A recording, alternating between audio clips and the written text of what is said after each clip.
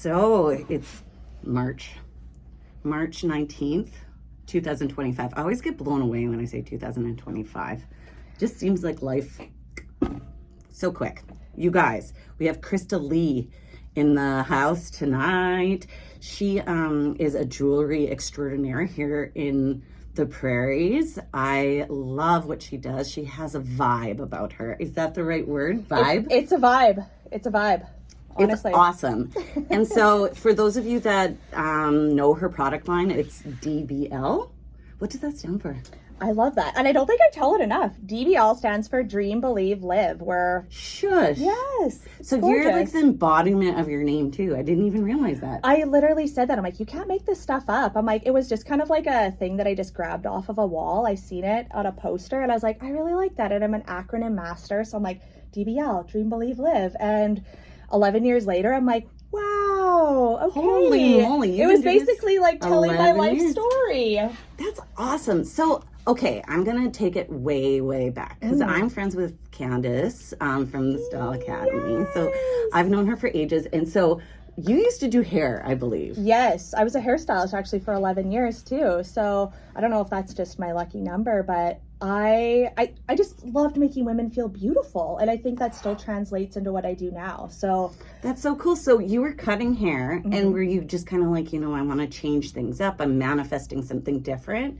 And then you did the jewelry? No, this is what I love about it. I think where the whole dream big, believe in yourself thing comes in. I actually love doing hair. It was like a really cool expression. You get to work with your hands. You get to make people feel beautiful. It was more of like that sort of thing. And I literally just always had a love for being creative. And I was just actually wearing a necklace that I had made that day. And one of my clients asked me where I had got it. And I said, wow, I made it. And it was like actually a really awkward, like one of the most awkward moments of my life. I was just like, and she's like, could you make me one? I was like, I don't think so. I was just like, it was so weird because I had never had that sort of like. I was just thinking to make these for others. It was just like a thing. It was for just you. a thing I did. I like got ready in the morning. And I'm like, oh, outfit needs something. Build it, right? It was like a no-brainer. You know you're doing the right thing when I'll just whip up a necklace. I've never done that.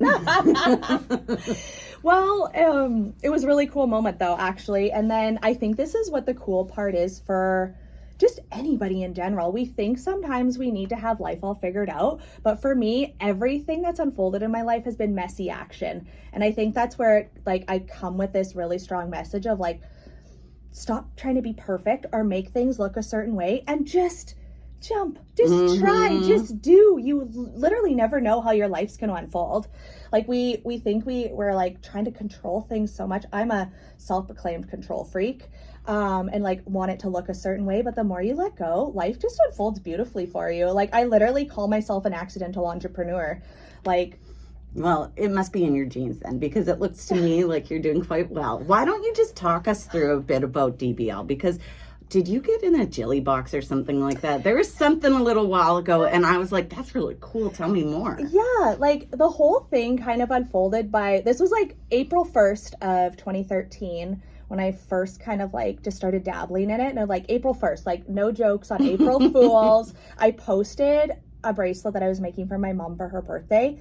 And it went absolutely viral. And I'm like, Instagram wasn't even really a thing back then. So I'm like, I didn't even know viral was even the right term, but now I guess that's the term. But it was like, if I would have never posted that, just you never know how your life's going to unfold. So literally had thousands of direct messages and stores wanting my stuff. And I was like, what is going on? So that's fantastic. Yeah.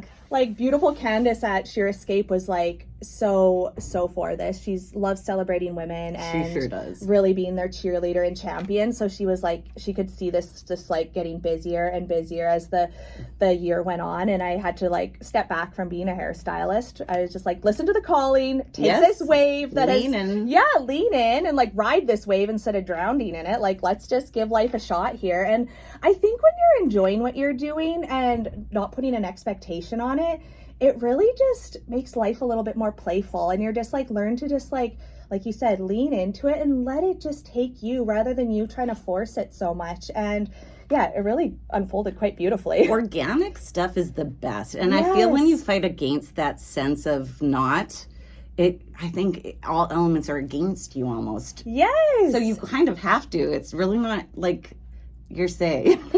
Honestly, and that's what I say too. I'm like, I this whole accidental entrepreneur thing, I'm like, thank you, like universe. Like, and there's always all these beautiful signs and just things that were just like breadcrumbs that we're meant to follow. And the dots always connect later and make perfect sense. But if we were to jump forward, I guess, like 5 years into my business, like super thriving, I'm just like, what is even going on? And I'm just like, you know what? Then you're just like, okay, well, maybe we want to have kids. Maybe we want to build a house. Like, what's next in life? Like, you know, all the big things that I guess comes with life. So I did all that, and which was, you know what? Sometimes the hardest things you go through, I seriously believe that those are just as much of a gift as the things that unfold beautifully for you. Oh, I agree 100%. It's like the worst things or the hardest things are the best things. Absolutely. And it sucks because you have to go through it, but once you're on the other side of it, it's like, oh, I get it now. Yeah, thank you for this, even though when you're in it, it's completely uncomfortable and scary and dark and lonely and I got uncertain. a good example. I got a good example from when I was 25. Yeah. I remember I had just finished my degree. I took my time. I had a lot of fun. And I had just grown up in Regina. Like, I hadn't really gone to school anywhere else. And I was like single. And I was like, what the heck am I going to do? Mm-hmm. And I applied to be a teacher in Korea. Whoa. And I went there all by myself. And I remember my parents were like, oh my God, don't go. Like, we don't want you to go. And I was like, nope, I'm going to go. Yeah. And I remember being so scared because I'm like a prairie girl. Like, I've never lived in a city of like 30 million people. I've never taught English. I've never been in a country that I have to live in, let alone outside of Regina, right? Like, it was nuts. All in. And it became fundamental in who I became as a human being. And I look back at that and being like, that was so freaking scary. And if my daughters decided to do that when they were that, I would have like a heart attack. But I came back with a sense of who I was, why I love the prairies, why this place is calling me home, and how I can appreciate it because I have a new perspective. Beautiful. And it was like, it fundamentally made me who I am. And I really hated going through the whole experience at the beginning and then coming back. It was a lot of work, but it was awesome. But that's what I mean, right? Like, I think if we're like, just take the risk, do the jump, and figure it out as you go, even though it's scary, it's uncertain.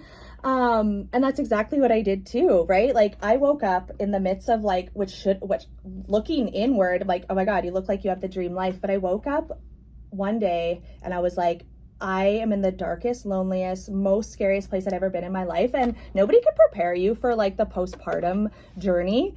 And I think life after kids, you mean? Like, yes. Oh my God. Yes. They don't tell us. They this don't stuff tell so you that this you have stuff. Kids. Yeah. Right. And like, oh my God, it was the hardest thing I've ever went through because I'm like over here, like usually Susie Sunshine is now like in the darkest place of her life. So, and your life isn't your life. Right. It's so weird. confusing. But like, I think in through those moments, it's like I leaned in even more. And it was a good friend of mine that said, in those darkest moments, I really challenge you to create. And I thought, oh my God, like that seems so bizarre. But then I was like, it makes perfect sense now. And like, I even think of like Taylor Swift, how she leans in and like a lot of her music comes from hard times and setbacks and pain and struggle. And I think just sometimes in life, we're so conditioned to like hide and kind of like push away those emotions, but those are so powerful. There's so much magic in that mess that I challenge people to do that too. If they're in a hard place, really lean into it and look for the magic in there. I like that you also are willing to share that vulnerability of putting things out there. Yeah. So the Jilly box. Yes. Like, that probably was scary to put that, manifest it out to the world. Do you know what the crazy part is? 4 years I applied over and over and over. Most people would give up after like 1 no, right? Or 2 no's or 3 no's. I'm like, how about 4 years of constantly trying? And even like the Dragon's Den, we applied 2 months ago for that. And it was like, there's all these things that you just like, you're the only person getting in your own way from taking the jump to do these things. And like, once I did them, I'm like, that wasn't scary at all. Like, why do we create this big old fear thing, right? Like, once you like actually jump into it, you're like, okay, what can I do next? It's almost like gives you more momentum the more you get on side of that comfort zone, man. Like, it's like rocket fuel. Well, and if you take it and use it to your advantage, it's all about that perspective. And that's really cool that you've kind of created, in addition to what you're doing with your jewelry, it's like a community. Yeah. And honestly, I don't even feel like I'm selling jewelry. I feel like the jewelry is just like a cool little takeaway, but like the main focus that I like really love instilling in women, I think why I wear such bright, eclectic, crazy outfits, it's just like, I feel like it's just because I love it. This is me, 100% unapologetically me. Like you said, it's a vibe, and I want people to show up that way. It doesn't have to be like color and bright, but just like, do you. Yeah. Literally. And I know that sounds simple, and I know that sounds easy, but not a lot of people do that. We have a big wall up, or we hide best parts. So tell me, okay, you're doing your hair. People are saying, oh, that's a nice necklace. Can I buy? You show something. Poof, it gets crazy busy. Yeah. Okay, that's one thing. Right. But how do you get to there? Right. Where you're like, I'm unapologetic. Oh, God. That takes every day. Showing up, looking yourself. This is what I do every morning, and I've probably done this for at least 8 years, which I challenge any woman to do this. It's not easy. But instead of hard work, I call it heart work. It's heart work, and I look myself in the eye when I'm brushing my teeth, and I say to myself 3 times in the mirror, I love you, I love you, I love you, and then my name after that. And the first 28 days to 30 days I did it, I bawled. It was like the hardest connection, and it was like, I didn't love who I seen in the mirror, and we are so hard on ourselves.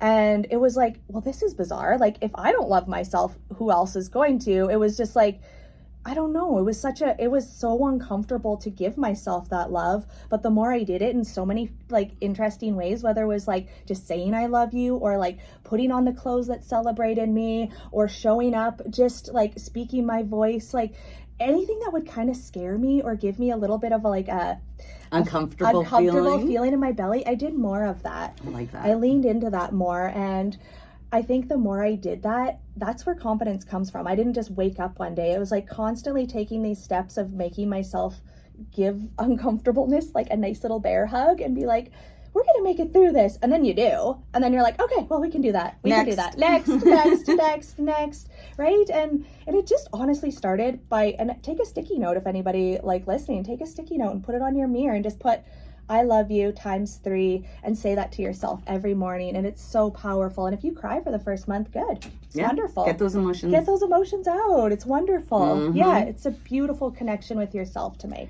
You know, and if you can't love yourself, it's impossible to love the others.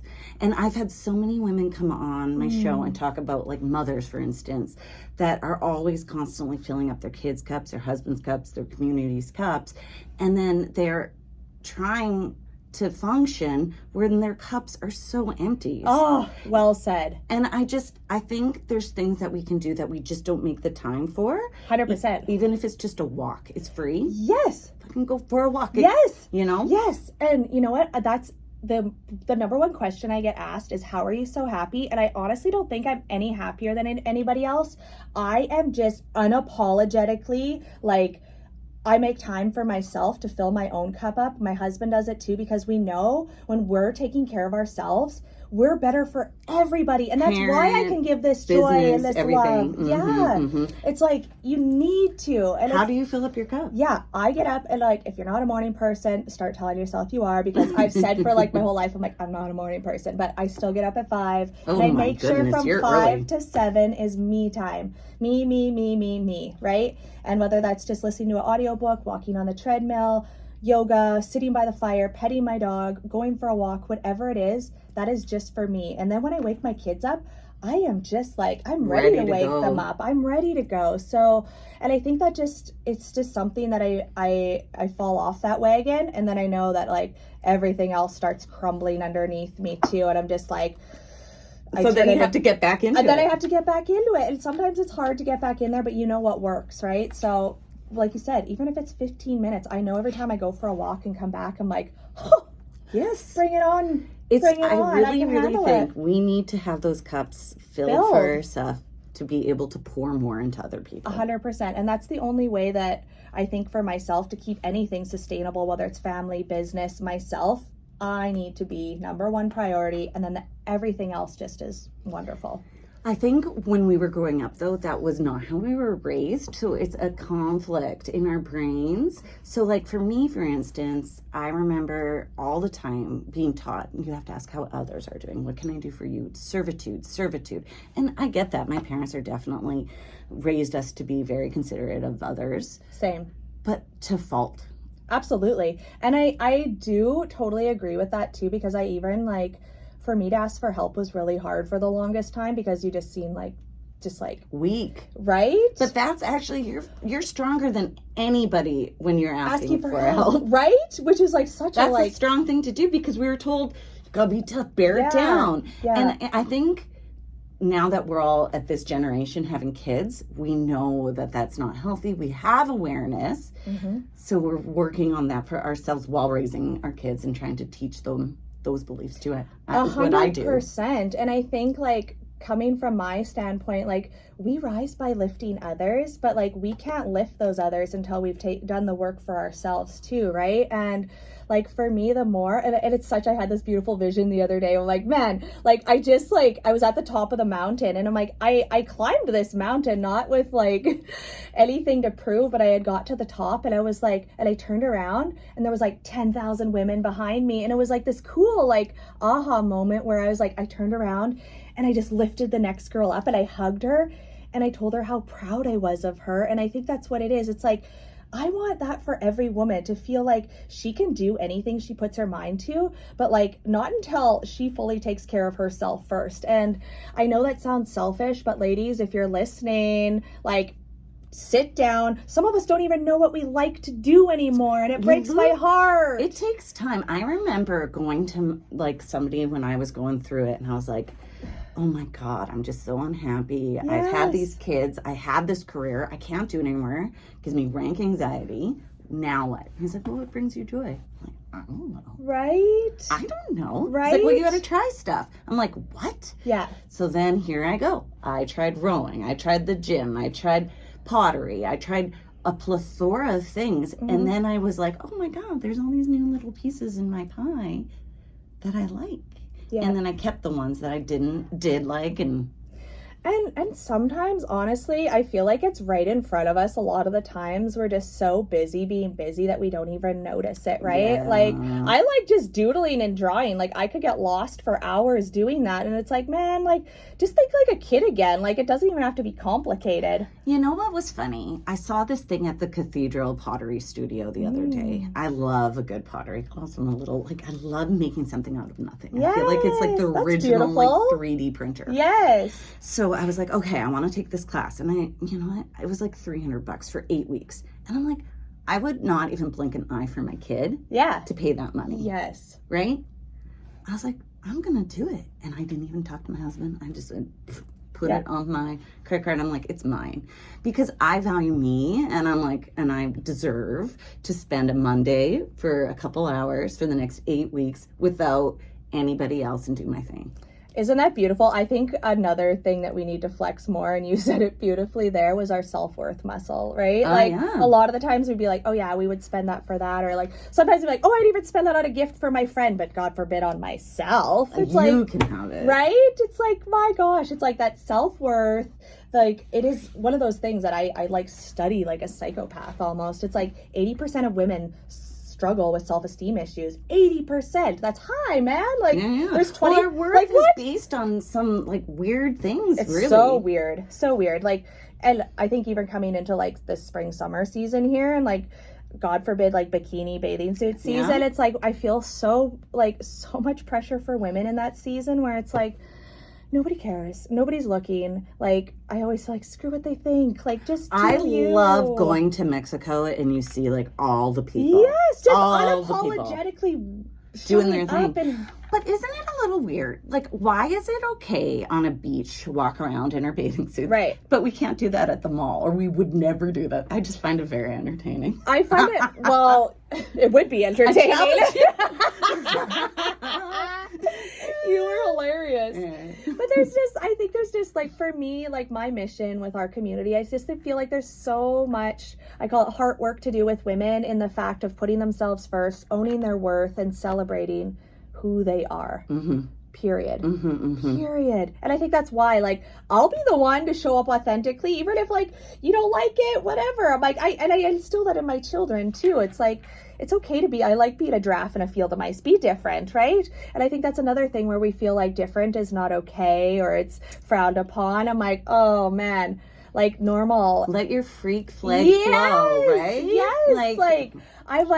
I love the words like different, unique, weird, like all special. All of those things are so good. That's so good, right?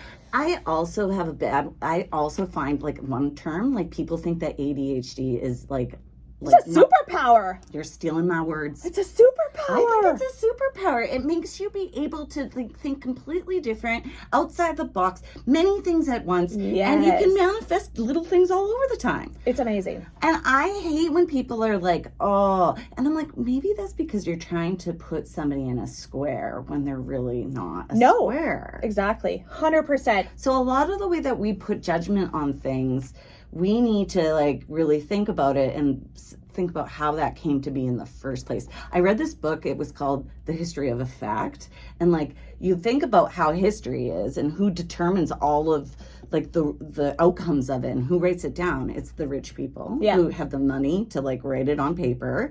It's usually educated people. So the older history goes back, you got to really think about who was writing that. It wasn't the woman birthing 8 kids. No. So a lot of what we as women think of as like normal, we got to reshift and we got to think, is that normal? Right. And I'm like, rewrite your story however you want it to look like. Like, I feel like we should just like channel. I'm like such a farm girl. I'm like, put our blinders on like the freaking horses and just do you, right? We almost just need to like get rid of all this, like, it doesn't happen over time, but this conditioning and these beliefs that have been put on us that I feel like we can just rewrite our own story, write it all down and just show up like that. One of the things that I struggle with is like I'm very vocal. Like I love talking. Yeah. But I always second guess that. And I'll be like, well, that's what I think at least. Or like, I'm always a little apprehensive about it. And I wonder if it's because like as a female, like don't be loud or don't be extra. I literally have a whole, not trying to pitch anything, but like, that's my next collection. It's like, is it? Be loud, be extra, like all of that. the things, because like I feel like sometimes that's like another thing where it just feels like too much too. And I remember like my husband, he's very vocal and we're like yin yang. I felt very quiet and he's like, you need to speak up more. And the more I started doing it, he's like, wow, you have a voice. You have quite a voice. And I was like, I felt like, oh my God, I've been keeping it down for so long. But when it comes out, I feel like a lot of like even like body pain was gone. Like you're like the energy. Yes, I was hiding a really beautiful part of myself, right? So I think you said that beautifully, my girl. Well, this past weekend, be loud. At the Center of the Arts, it was the provincial cheerleading competition, and so I have Edie's 9 and she's in cheer, and like I tell you, it's so inspiring to see these huge groups of girls.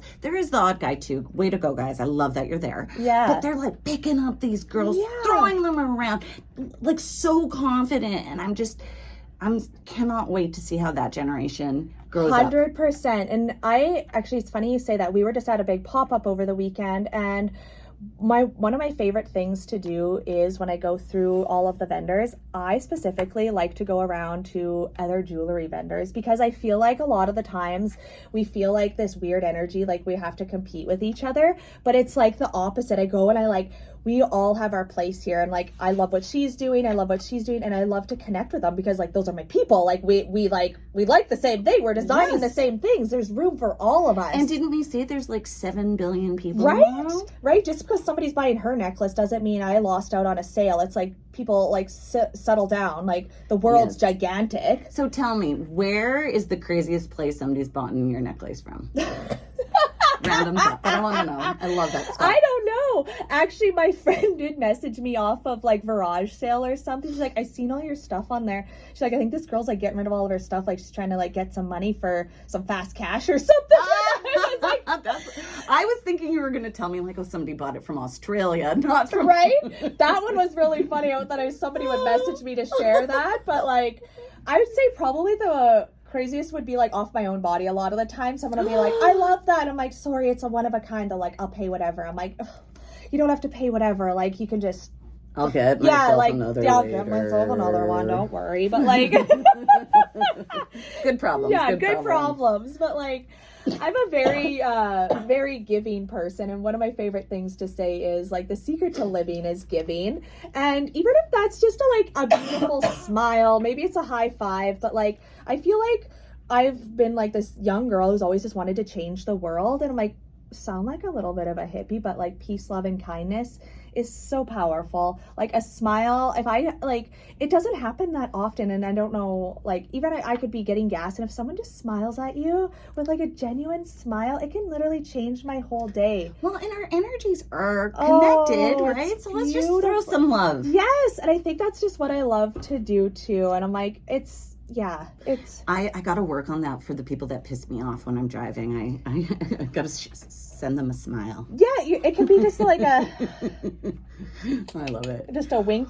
Krista, Yeah. I'm so happy that you're doing what you're doing. It's inspirational. I love that you're doing that from the Footsteps in Lumsden. I love the videos. I love the feel. No, I really do, because Thank you. I get so excited when I see people celebrating the prairies. I truly think that like the more we bring up this place, the better we're all going to be together. 100%. So I just watched what was it, Die Alone? Lowell Dean just did a movie from here in Regina. Well, that's what I mean. There's so much local this. talent, and if we can if I can help like women just like have a little bit more of that confidence and self-worth and just belief in themselves, which belief is like the missing ingredient of everything. When you have that, you are literally an unstoppable force. Like if you're your own number one fan and biggest cheerleader, you're gonna be like the Kool-Aid man running through freaking walls. It's like it's awesome. Like right? Like you just like it's like the best feeling when you're like, I believe in myself. I'm a gosh dang rock star. Like we need more of that kind of energy. I challenge you to someday dress up like that. The Kool-Aid man? Yeah, and like jump into your room. I think that would be really fun. Okay. Well, for those of you out there, thank you, Krista Lee, for inspiring us and doing what you do. And I hope you all take care out there. Bye now. Oh, I love that.